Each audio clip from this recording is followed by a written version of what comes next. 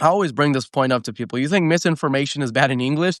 In Spanish, it's 100 times worse. And the reason why is because a lot of these platforms, they have content they have teams that moderate the content and all this stuff, but the algorithms are designed in English. They're not there to Yep. pick up misinformation in Spanish. So in Spanish, Yep. I can go and say the wildest thing, and unless it's something like very, very extreme, it's not going to get picked up by the algorithm. It's not going to get flagged. It's not going to get taken down.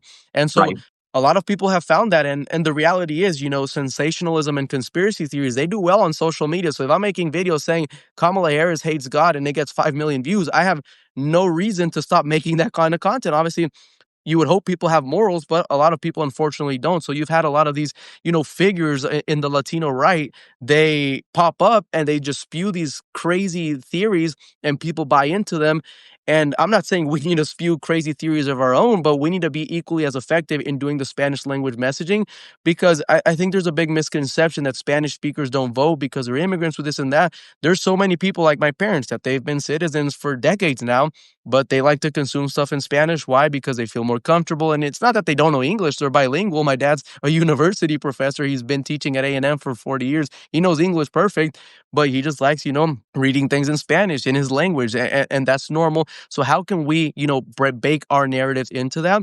And then at the same time, be understanding of the Latino community, because there are, some narratives that have been very frustrating to see. For example, one that always frustrates me is, oh, Latinos voted for Trump because they hate women.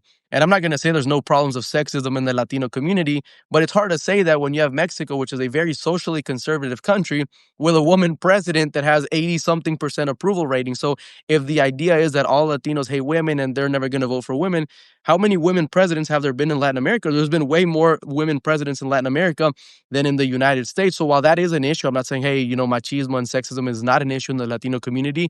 I've seen a lot of these narratives that try to, oh, Latinos are a lost cause because they're racist, because they're homophobic, because they're, sexist. And yes, those are issues in our community, but those are issues that can be overcome with the right messaging and with the right work and the right, political framework, which I think has just been missing. Many Latinos feel like the Democratic Party has no identity right now. And that's what they went with Donald Trump. They say, I know what Donald Trump stands for, which is, not good stuff, but at least I know what he stands for. Whereas I don't know, the Democrats, one day they'll say one thing, they'll say another. I think we really need to focus our messaging and hit it home, and it'll resonate with the community.